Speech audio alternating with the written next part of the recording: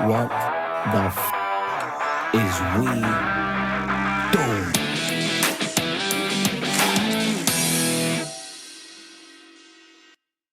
There you go. All right, welcome back to Shots of Info. This is episode 14, I believe. We will be speaking about a little bit about finance, and a topic for today will be a retirement plan. Should you have one? The importance of it. Do we have one? What is it, first of all? And before we get started, let's cheers. This time, Cheers. with some No brew coffee. straight from no coffee, definitely. It's past midday, so it's 5 p.m. somewhere. That's what Anyway, I'm let's kick it off. I think most of us, especially people who lives here in the US, have come across with the term retirement plan. It's a big concept, big business there, huge market, honestly. A lot of things happening there. So what is it? For me, it's just like when you done working, when you're old as fuck, you need to sustain yourself.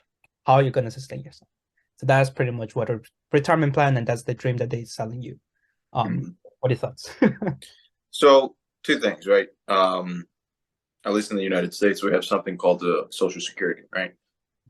So that's a government-based plan for like retirement, based on the individuals that have contributed to society.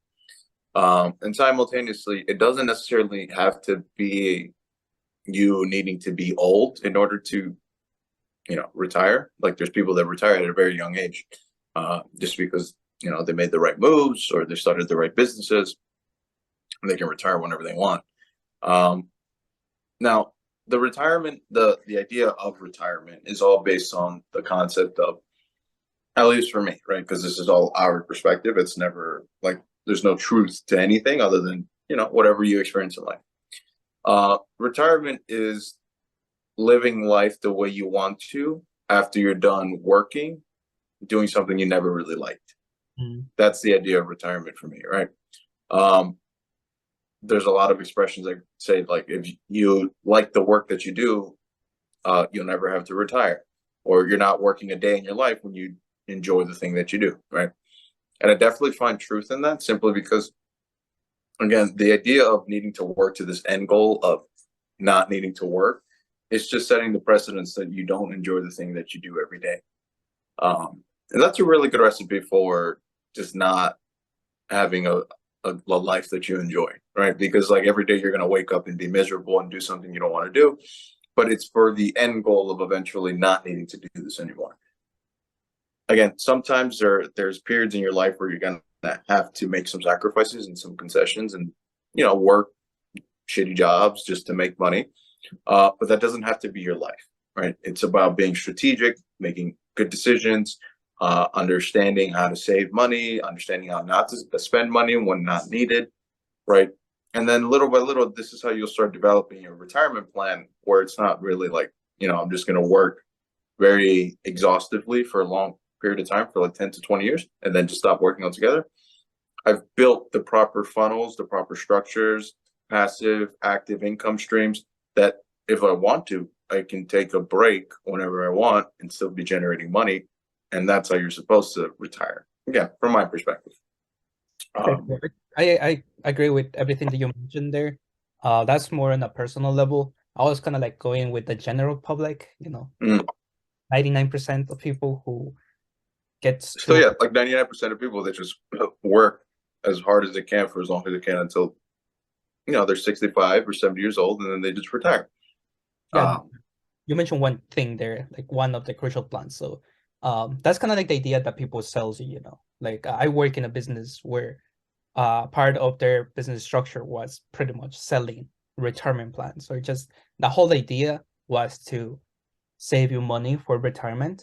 That's kind of like the conversation I was trying to spark here. But if you want to go with No, that's fine. We can have both, right? Because again, at the end of the day, a majority, not everybody's going to want to do what we want to do, right? Not everybody has the same plan of action. Like some people want to live a very low key life where, they work comfortable. their 20, 30 years. They don't love what they do, but they don't hate it. They can tolerate it.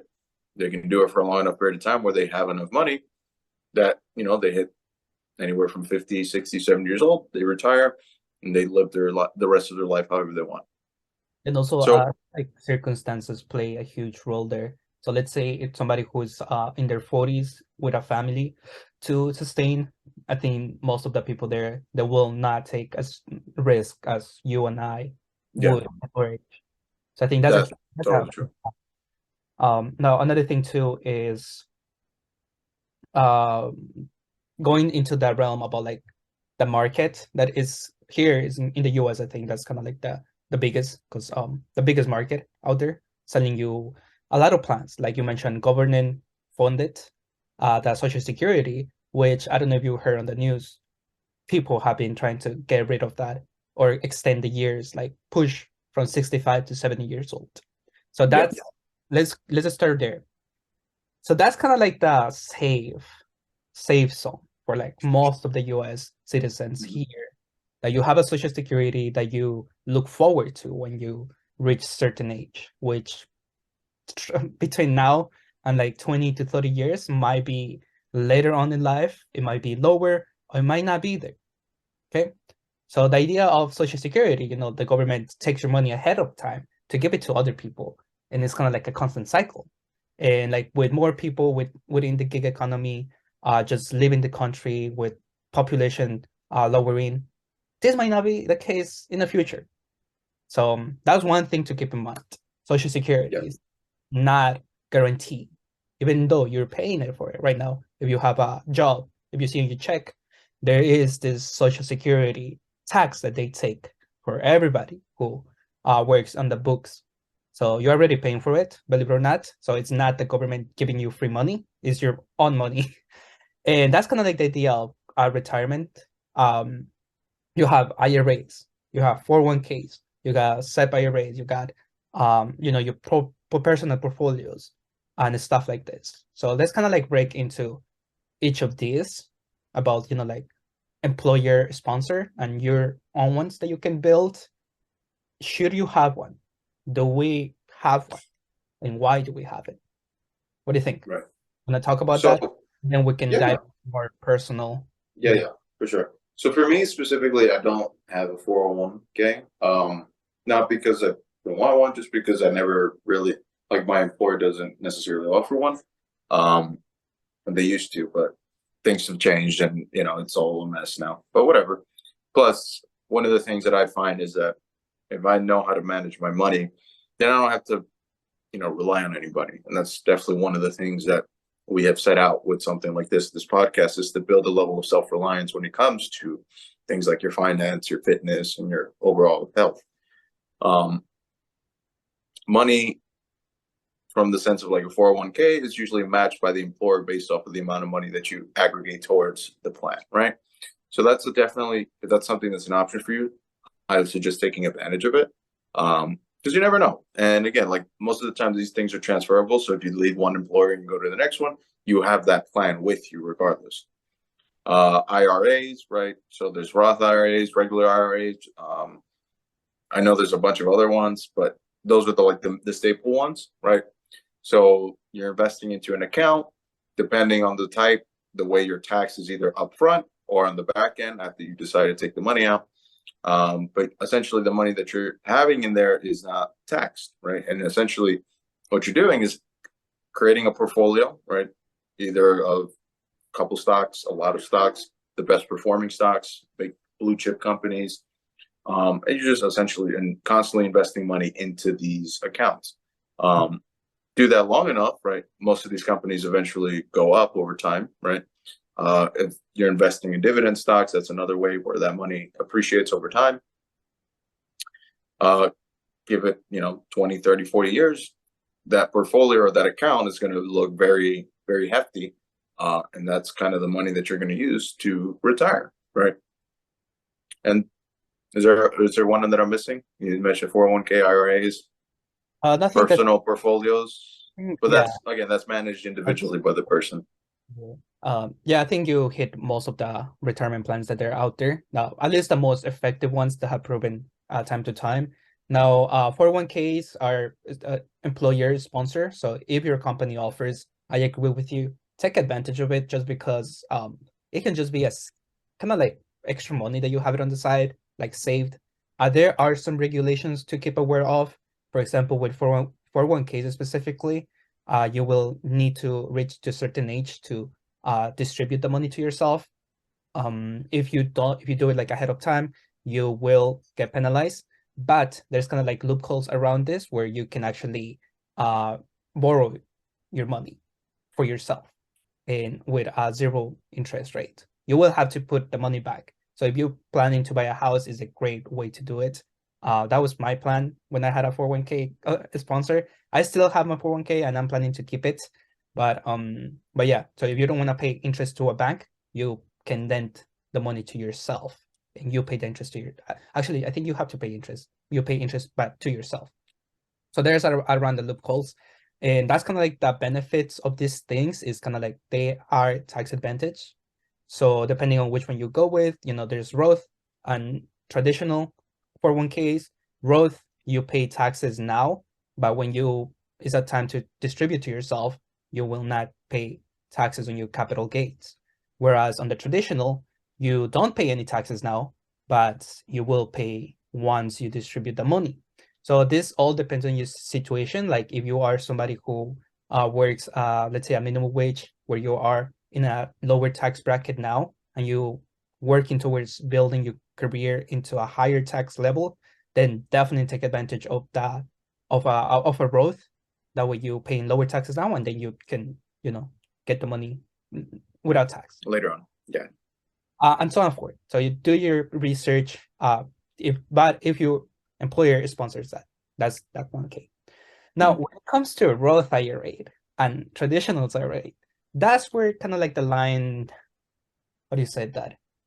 For me, it's a boundary.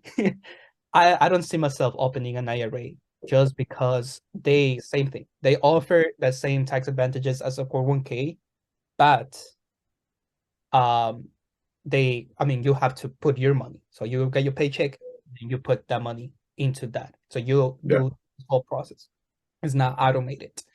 And the reason why I wouldn't do it is because I have my personal portfolio, which I already, manage and choose my stocks, choose my funds where to allocate my money at. And that's pretty much what IRAs do. It's just that has the age. The tax advantages. Yeah, tax advantage, the also age requirements. Yeah. And I think like personally, I rather manage my portfolio now. And that way, if I need the money, let's say tomorrow for emergency, I can just grab that without having to be penalized. I'm responsible for it. So yeah. So if you have more 401k, I definitely, and I'm not an expert on this. That's just from my personal experience. Not financial advice. We're not advisors in any way. But yes. So that's kind of like what the market offers you, like straight up. Now, is it important to have one? In my opinion, yes. Now, at the end of the day, you're like the perspective that I go about this money is not much about, when I'm 60 or 50 years old, is whenever I need the money. The money is there, but you're consciously kind of like just setting aside and just building your portfolio. Now, always think about long term, and that's kind of like my investment perspective of my investment strategy is long term. That's why on the safety net episode, I mentioned that when you have a safety net or like a rain fund, the idea of the money is that you use that money first before going to your portfolio. Because your portfolio is the last thing that you want to touch. That's where to build your retirement plan. And that's kind of like segueing into what Randy mentioned before, using that money to actually live the life that you see yourself living, whether it's traveling, whether it's building your own thing, whether it's doing the thing that you love, having the opportunity to take the risk and just do it at whatever age. Like this is not a matter of age ultimately. And that's why I think it's important. And that's why I see my portfolio, honestly. I feel like that's my retirement. And it can be when I'm 30, when I'm 40, when I'm 80 years old, or 100. Or whatever. Yep. But there was one point that you mentioned with like the Social Security, right? So that I just remembered. So the reason why they continuously keep pushing it back is just because the life expectancy, this in the United States, continuously keeps changing, right? As we develop better ways of, curing diseases, as we find better ways to just sustain life for longer durations, like these things get pushed out longer, right? So your life expectancy is longer. So the idea is that, you don't need Social Security until later on in life. But again, that's not accounting for the fact that, you want to do other stuff in your life. You don't want to just continuously work. So taking money or, portfolios or just your retirement plan into your hands and actually managing it the way you want to, we find, or at least I find definitely, that it's super important. Because again, you never know, like it doesn't have to be a specific age where you have to retire. You can do it in 5 to 10 years, right? If you're very efficient and you know what you're doing, if you develop, a company or an idea that like generates a lot of money, like AI, right? Open AI, and like that company just blew up all of a sudden. Right, the CEO of that company can retire whenever he wants, or the founder. Just simply because he came up with a great idea and he managed to monetize it, and now it's something that everybody wants. It's not, again, like retirement doesn't necessarily have to be determined by your age. It just all depends on what it is that you're doing. And again, bringing it back full circle to what I was talking about initially, if you feel the sense that you need to retire, there's a good probability that you're doing something that you don't want to do, right? And you're just working for the sake of getting to that end goal of not working anymore, so you can do what you want to do. If you make the right choices in life, right? Like sometimes people have children at a really young age where, life circumstances now force you to work, doing something you don't want to do, but you have to support family. Those are the kind of decisions that are going to start contributing to what kind of retirement plan you're going to start making, right? But if you are intelligent, or you're somebody that watches us here, takes the advice that we give as best as we can, right? As much as we know. Don't make bad decisions. Make sure that you're doing your best to save your money, not spend it unnecessarily, invest it in the right investments. You'll probably be able to retire relatively early, or you'll start doing stuff that you actually want to do, so you don't have to ever retire. Because again, if you do something that you actually enjoy, you don't look forward to retirement because it's not something that you want to do anyways. So there you go. So this kind of just piggybacking from what Randy mentioned about making good and bad decisions. I think circumstances would always play a huge role in our lives, and listening to advice is good, but make something for your own. Like, use your own perspective, your own intuition, your own circumstances in life, and just make a plan for yourself. So that kind of like merges in between your goal and retirement. So I think for me, retirement is exactly what Randy mentioned. Like, trust me, we talk about this like way a lot in the past. And it's more about retirement having where I doing what I like to do. But ultimately, I'm still working. Mind you, we don't call it work. It's just retirement, because we're doing something that we're passionate about. We, doing the things that we love, and it doesn't feel like work. Or maybe you have your own schedule, your own life, you're building, or even if you have that money, enough money to just not do anything, then that's your goal. If that's your goal, then I think it's a matter of just sitting down, just writing this, like, what the fuck do you want to be doing that makes you happy? And this kind of goes back to the concept that I mentioned the other day about ikigai, the Japanese concept, doing the thing that you love, the thing that you're actually, it's 4 things. I was looking at it the other day. It says doing the thing that you love, doing the thing that you're good at, doing the thing that you can get paid for, and doing the thing that the world needs.